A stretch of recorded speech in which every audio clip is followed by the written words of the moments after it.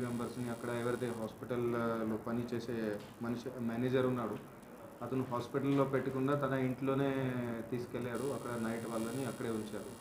సరే, అది కోడాడ్ విజయ హాస్పిటల్లో కూడా అది ఆమెకి కండిషన్ ఇంకా ఖరాబ్ అయిన తర్వాత ఆమెని ఎక్కడి నుంచి తీసుకెళ్ళాలి, వేరే హాస్పిటల్కి తీసుకెళ్ళాలని అక్కడ వాళ్ళు రెఫర్ చేశారు. సో ఆ భాగంలో అది ఫ్యామిలీ మెంబర్స్, రిలేటివ్స్ ఆమెని ఇక్కడ ప్రశాంతి హాస్పిటల్ ఖమ్మంకి తీసుకెళ్లారు. అక్కడ వాళ్ళు చెప్పారు దట్ ఇక్కడ ట్రీట్మెంట్ జరగదని, ఇది అది చాలా సీరియస్ ఉంది, హైదరాబాద్ తీసుకెళ్ళాలి. సో అక్కడ నుంచి వాళ్ళు బయలుదేరారు. మధ్యలోనే ఆమె బీపీ పల్స్ చాలా డౌన్ అయిపోయింది. తర్వాత వాళ్ళు ఇక్కడ రామమూర్తి హాస్పిటల్ సూర్యాపేటకి తీసుకువస్తే అక్కడ అన్ఫార్చునేట్లీ ఆమె అక్కడ వచ్చేటప్పుడే చనిపోయింది. సో చాలా బ్యాడ్ ఇన్సిడెంట్ ఇది. ఇది మనకి రిపోర్ట్ అయిన తర్వాత ఇందులో కేసు నమోదు చేసినాము. సో దాంట్లో దర్యాప్తు కూడా మొదలుపెట్టినాము అన్ని కోణాల నుంచి.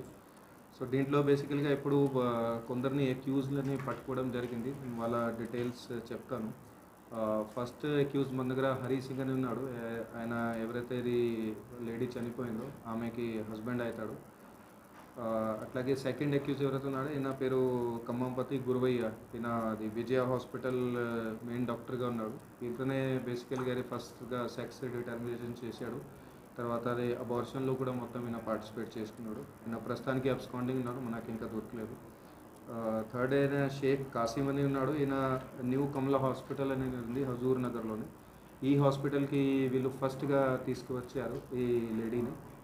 ఇక్కడ ఫస్ట్ వీళ్ళే అది ట్యాబ్లెట్స్ ఇచ్చారు. అది కూడా డాక్టర్ సలహా లేక అడ్వైస్ లేక అది వీళ్ళే ట్యాబ్లెట్స్ ఇచ్చారు. తర్వాత అక్కడి నుంచి తన ఇంటికి కూడా ఈయన పెట్టుకున్నాడు. ఫోర్త్ అనేది దేవరకొండ రాణి అని ఉంది. ఈమె బేసికల్గా నర్స్. అక్కడ పక్కన ఉన్న వెంకటేశ్వర హాస్పిటల్లో ఈమె నర్స్ ఉంది. సో ఈమె డైరెక్ట్గా అనేది ఈయన కాసిం అనేది పిలిచేసరికి ఈమె ట్యాబ్లెట్ ఇచ్చేసింది. సో ఈమెకి కూడా ఐడియా ఉంది దట్ 7th మంత్ ప్రెగ్నెన్సీ, ఇప్పుడు వర్షం చేయకూడదని అట్లా తెలిసినాక కూడా ఈమె చేసింది.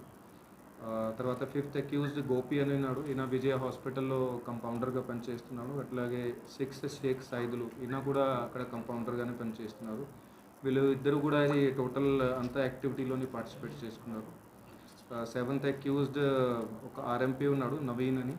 ఇతను కూడా టోటల్ అబార్షన్ యాక్టివిటీలోని పార్టిసిపేట్ చేశారు. వీళ్ళకి మధ్యవర్తిగా కూడా రోల్ ప్లే చేశారు. వీళ్ళు 7 మెంబర్స్ కాకుండా ఇంకా కూడా కొందరిది రిలేటివ్స్ది ఎవరెవరిది ఏమేమి పాత్ర ఉంది, ఎవరెవరు ఎట్లా ప్రెషర్ పెట్టారో వాళ్ళది కూడా అది విచారణ చేస్తున్నాము. అట్లాగే రిలేటివ్స్ కాకుండా ఇంకా వేరే కూడా ఎవరైనా ఇందులో ఇన్వాల్వ్ ఉంటే వాళ్ళది కూడా విచారణ చేసి వాళ్ళని తొందరగా అరెస్ట్ చేస్తాము. ఈ ప్రస్తుతానికి మనం ఇది 6 మెంబర్స్ని అరెస్ట్ చేసి ఇప్పుడు కోర్టు ముందు ప్రొడ్యూస్ చేస్తాము.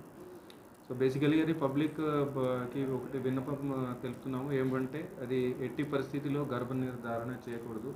అది పీసీపీఎన్డీటీ యాక్ట్ కింద బ్యాన్ ఉంది. అది దాంట్లో ఇద్దరి మీద కూడా అయితే ఎవరైతే హాస్పిటల్స్, స్కానింగ్ సెంటర్స్ వాళ్ళని కూడా బ్యాన్ చేయడం జరిగింది. అటు ఎట్టి పరిస్థితుల్లో చేయకూడదు. అట్లాగే ఎవరైనా ఫ్యామిలీ మెంబర్స్ చేపిస్తే వాళ్ళ మీద కూడా శిక్ష ఉంటుంది.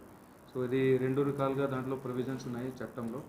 అట్లాగే మెడికల్ టర్మినేషన్ ఆఫ్ ప్రెగ్నెన్సీ యాక్ట్లో కూడా ఉంది దట్ 20 వీక్స్ ఎప్పుడైనా దాటితే ఎట్టి పరిస్థితుల్లో అబార్షన్ ఇది చేయరాదు. మీరు కూడా అది పేపర్లలో, మీడియాలో చూసి ఉంటారు దట్ ఏదైనా అడ్వాన్స్ ప్రెగ్నెన్సీస్ ఉంటే కేసు సుప్రీంకోర్టు దాకా కూడా వెళ్తుంది. అక్కడ సుప్రీంకోర్టు మరి డైరెక్షన్స్ ఇస్తుంది మెడికల్ బోర్డ్కి కానీ హాస్పిటల్కి కానీ. ఆమె మొత్తం సిచ్యువేషన్ అనలైజ్ చేసుకొని, ఫర్ ఎగ్జాంపుల్ మన దగ్గర రేప్ విక్టిమ్స్ ఎవరైతే ఉంటారో సిచ్యువేషన్ అనలైజ్ చేసిన తర్వాత అంతా అయిన తర్వాత అప్పుడు సుప్రీంకోర్టు పర్మిషన్ ఇస్తుంది. సో ఇదంతా సీరియస్ ఉంటుంది. కానీ ఇది ఈ కేసులో చూస్తున్నాము, ఇది హాస్పిటల్స్ రకరకాలుగా చాలా క్యాజువల్గా మరి వచ్చింది 7th మంత్ అడ్వాన్స్ ప్రెగ్నెన్సీలో వచ్చినా కూడా డైరెక్ట్గానే ట్యాబ్లెట్స్ ఇచ్చి అబార్షన్ స్టార్ట్ చేశారు. సో వాళ్ళ అందరి మీద కూడా అది కఠినంగా శిక్ష చేస్తున్నాము. అట్లాగే వాళ్ళకి ఖచ్చితంగా కఠినంగా కక్ష పడేటట్టు అది కూడా ఇన్ష్యూర్ చేస్తాము. ఈ కేసులో మనకి ముఖ్యంగా అది మన ఇక్కడ సూర్యాపేట డిఎస్పీ రవి ఆధ్వర్యంలో చాలా మంచి వర్క్ చేశారు. అట్లాగే మన ఇక్కడ సూర్యాపేట రూరల్ సిఐ సురేందర్ రెడ్డి గారు, అలాగే ఎస్ఐస్ వెంకట్ రెడ్డి అండ్ కనకరత్నం, మరియు ఏఎస్ఐ వెంకన్న, దాని హెడ్ కానిస్టేబుల్స్ సుధీర్, యాదగిరి శ్రీనివాస్, అట్లాగే కానిస్టేబుల్ వెంకటేష్, వీళ్ళందరూ కూడా ఇది కేసులో మంచిగా ఇన్వెస్టిగేషన్ చేశారు. ఇంకా ఇన్వెస్టిగేషన్ పూర్తిగా కాలే, ఎందుకంటే ఇందులో చాలా డీటెయిల్స్ ఇంకా కలెక్ట్ చేసేవి ఉన్నాయి. అవి కూడా అన్నీ కూడా తొందరగానే కంప్లీట్ చేస్తాము. అట్లాగే పబ్లిక్కి కూడా విన్నపం ఉంది. మీ మాధ్యమం ద్వారా ఒకటి రిక్వెస్ట్ ఇంకోటి తెలుపుతున్నా ఏంటంటే, ఇక్కడ కూడా ఇలాంటివి జరుగుతుంది. దట్ ఇది స్కానింగ్ ద్వారా అది సెక్స్ నిర్ధారణ అట్లా చేస్తున్నారు. లేకుంటే నిర్ధారణ అయిన తర్వాత ఎక్కడైనా అబార్షన్‌కి అది జరుగుతుంది. మీ దగ్గర ఇన్ఫర్మేషన్ ఉంటే ఇమ్మీడియేట్‌లీ మాకు ఇన్ఫార్మ్ చేయండి. మేము చట్టపరంగా కఠినంగా శిక్ష వాళ్ళ మీద తీసుకుంటాము.